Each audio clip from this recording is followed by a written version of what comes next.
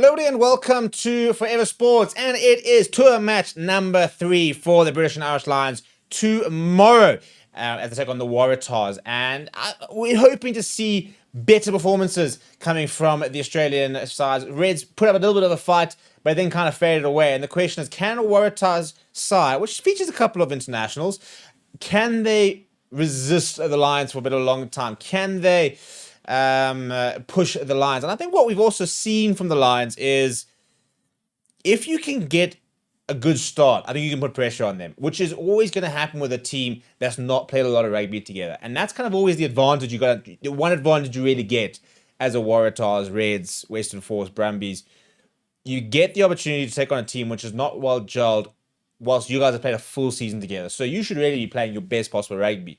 Which gives you guys a small chance. A small chance. It's a fighting chance, but you can't really ask for much more. And the question is, will they be able to turn up tomorrow and resist the British and Irish Lions side and just, I think, put in a good performance where it's not just a one-way traffic and you basically just become a pointsman, sort of directing them where the trial is. What do you think? Let me know in the comments below. And please do smash a like on the video. Please do subscribe to the channel as well. This is your Lions side. And a couple of combinations starting to sort of filter in potentially. So in the front row, Piers Kuhlman, Luke Cowan-Dickie, and Finlay Beedham do start. I think Piers Kuhlman's got a good chance actually over even potentially. I don't know if he'll start. I think he will become a test line. I think that him and Andrew Porter probably, between the two of them, and then Eddie Gage coming in as well. But I think it's a very good competition within those loose forwards.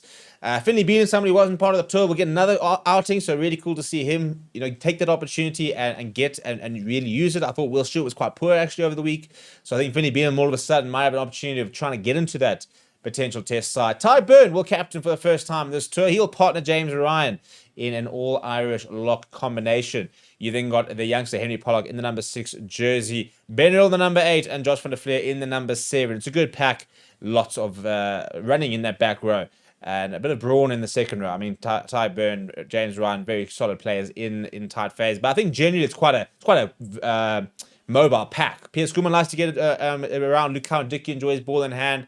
You've got a back three that's quite quick. Ben Earl is actually playing in the centres on Wednesday. Interesting sort of vibe for him. Then if we look at our backs, you've got Alex Mitchell partnering Finn Smith in an All-England combination. And again, I spoke about combinations. All-England combination, Mitchell-Smith, they played together before. And then you've got Hugh Pilotto. And I think we're going to see them cook tomorrow. And what will be interesting is if they do really turn up tomorrow, how tempting does it get to play that combination in the test series versus starting a Bandiaki next to Hugh Jones or against Tupolotto, which didn't really work, to be perfectly honest. I mean, we're all very excited about the concept, but I think we lack the finesse that Hugh Jones and the awareness that Hugh Jones brings. And I think what we're probably starting to see is that Hugh Jones is probably a number 113. Gary Ringrose, you have that sort of option. We no longer have an Elliot Daly, but now it's a bit of a dogfight between Tupolotto and Bandiaki. Who's going to get that number 12? I don't actually know what the answer is. Bandiaki, I think, is probably the better player. Tupolotto definitely has a better relationship with Hugh Jones. Very interesting dynamics, and that's what makes these tours so much fun. Blair Kinghorn came in this week after winning the top 14. He was starting the wing. Hugo Keenan at fullback and Mac Hansen on the other wing.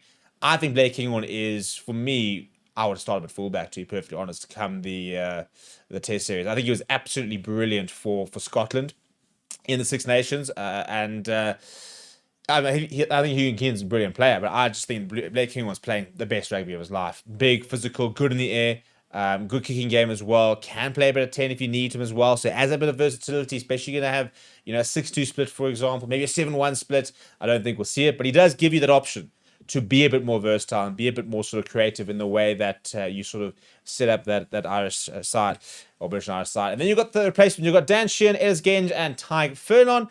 On the bench, Joe McCarthy, Scott Cummins. So Jack Morgan will be asking a 6-2 split. Jack Morgan, man of the match on Wednesday. Then you've got Ben White, who's just flown in, next to Marcus Smith.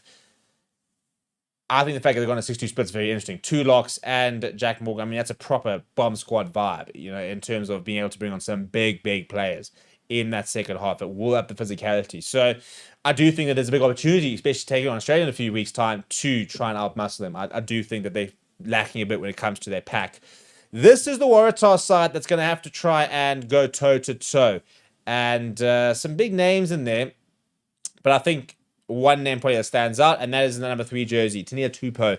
He has to have a good game tomorrow if the Waratahs are going to have a chance. And players like him, he's going to have to step up. The Australia side's been named to play on Sunday. There's opportunity for these players to put themselves in the mix. So if you go look at it, for example, in the front row, Tom Lambert, Ethan Dobbins, and Tino Tupou. In the second row, you've got Fergus Lee Warner and Miles Amatasiro.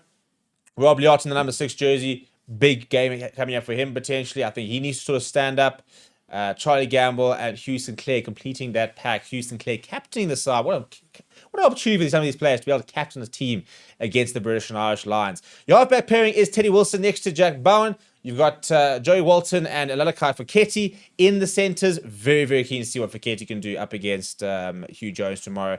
And then you've got Darby Lancaster and Andrew Kellaway in the wings, Lawson Creighton at full back. So, yeah, your names will sort of stand out for you over that team, really, from an experience point of view. And players who recently for the Wallabies are your Tupous, Liottas, Foketi, Kellaways. I think that Jack Bowen, we can see how he goes tomorrow. Hugh Sinclair, always a reliable player as well. Your replacements then are Mar Velenu, Jack Barrett, Daniel Buerta in the front row. You then got Matt Phillip, Jamie Adamson, Jack Grant, Taylor Edmund, and Henry O'Donnell completing that 23. So it's not a bad Waratah side. I think a lot of people are hoping that they're going to surprise the Lions. I don't really see it. I think that the reality of the thing is that Lions side is very, very strong, and I kind of foresee them being too strong to really cope with. But this is the whole thing when it comes to Lions too. It's that disjointedness, and that's why I think we're starting to see more combinations. Ty Byrne and James Ryan, they know each other very well. They've been there for a long, long time. For example, Ben Earl and Henry Pollock have played together for England. You've got Alex Mitchell and Finn Smith. They've played together for England. You've got Tupolotta and Hugh Jones. They literally got a little name, Tupolotta, for those. So it just shows you that we're starting to see more combinations being used to try and up the cohesion of the Lions, because that was their problem on Wednesday. It took them a while to get going, and they struggled a little bit initially. Once they got the cohesion going, then it was pretty smooth sailing, to be perfectly honest, but it took a while to get there. And now they're looking, I think, at finding more settled combinations to give them that cohesion whilst they continue to sort of build relationships on and off the field. It's always the biggest challenge, and that's what they know. It's about getting the best players from 4 nations all aligned and playing well together as quickly as possible. And it's a tough task. It really is a tough task. So, even on the bench, I think somebody like, Chia and Tark Furlong know each other very well. So, you can have an Ellis Genji could play supporter and next to it, Luke Cowan and Dickey. McCarthy could very well come on and you'll probably lock next to the likes of Ty Byrne or James Ryan. So you can also sort of leverage some of those combinations as well. Score predictions, what do you think? We will be live for the game tomorrow, so come and join us. But smash like on the video, subscribe to the channel, and let me know what your score predictions and your thoughts are down in the comments below. And we'll see you guys all very soon.